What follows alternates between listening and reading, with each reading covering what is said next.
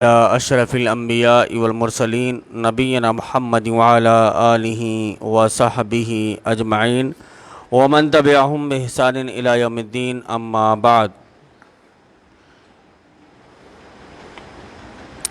عن عدیسۃ بنت احبان قالت لما جاء علی بن ابی طالب ها هنا البصرہ دخل على ابی فقال یا ابا مسلم الا تعیننی على هؤلاء القوم قال بلى قال فدعا جاریۃ له فقال یا جاریۃ اخرجنی سیفی قال فاخرجته فصلى منه قدر شبر فإذا هو خصب فقال إن خليلي وابن عمك عهد إلي إذا كانت الفتنة بين المسلمين فاتخذ سيفا من خشب فإن شئت خرجت معك قال لا حاجة لي فيك ولا في سيفك۔ یہ حدیث ترمذی شریف حدیث نمبر 2204، ابن ماجہ حدیث نمبر 3960 اور سلسلۃ الاحادیث الصحیحہ جلد نمبر 3 حدیث نمبر 1380۔ اس حدیث میں نبی کریم صلی اللہ علیہ وسلم نے یہ بیان فرمایا ہے کہ جب مسلمانوں کے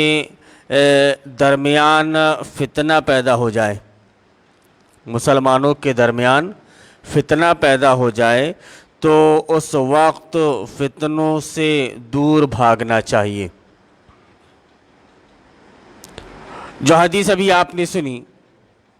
اس کا ترجمہ سماعت فرمائیں کہ عدیسہ بنت احبان کہتی ہیں کہ جب حضرت علی رضی اللہ تعالی عنہ بصرہ کی طرف سے آئے تو میرے باپ کے پاس آئے اور کہا کہ اے ابو مسلم، میرے باپ کے پاس آئے اور کہا کہ اے ابو مسلم، کیا تم ان لوگوں کے خلاف میری مدد کرو گے؟ انہوں نے کہا کیوں نہیں۔ پھر اپنی لونڈی کو بلایا اور کہا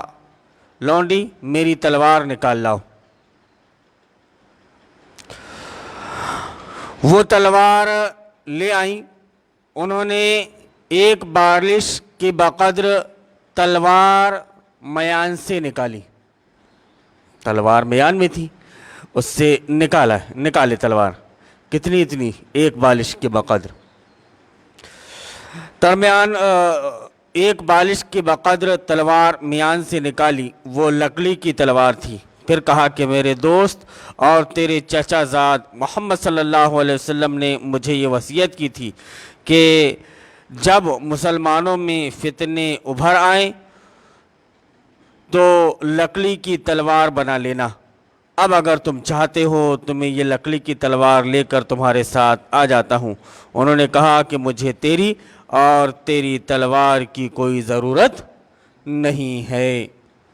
مجھے تیری اور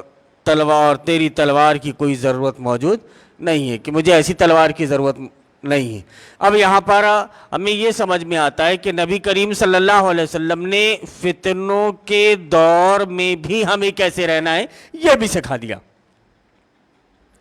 جبکہ ہم دیکھ رہے ہیں کہ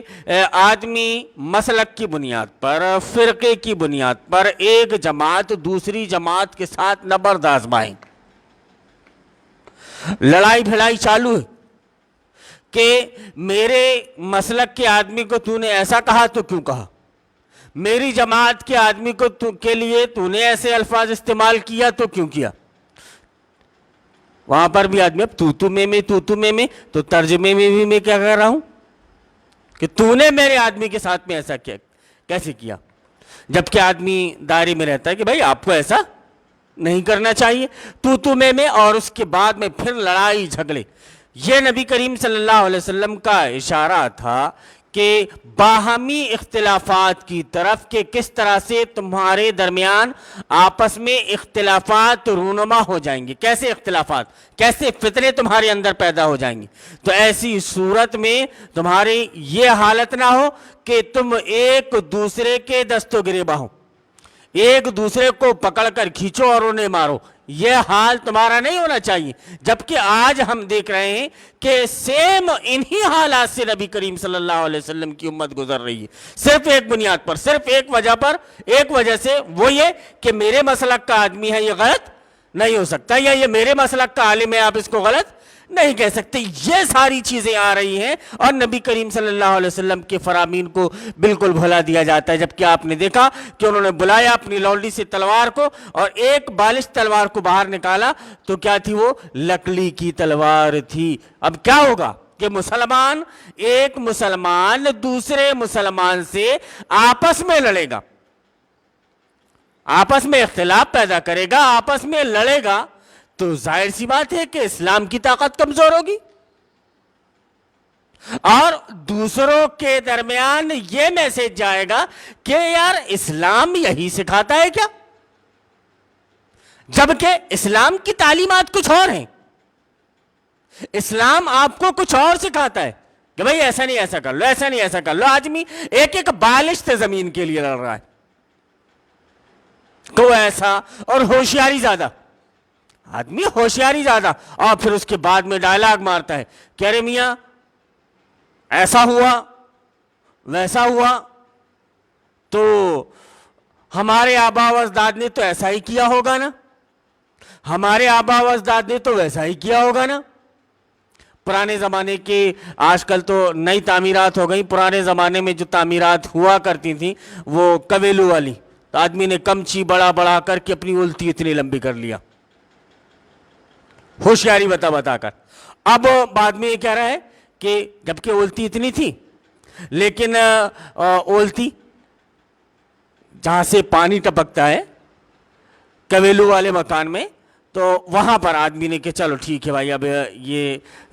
کویلو درست کرنے کے حساب سے چلا, ہاں تو اتنی اولتی کو اتنی بڑھا لیا. کہا کہ ہمارے آبا و اجداد غلط تھے کیا؟ ہاں, تو سمجھدار آدمی کہتا ہے کہ ہاں ٹھیک ہے بھائی,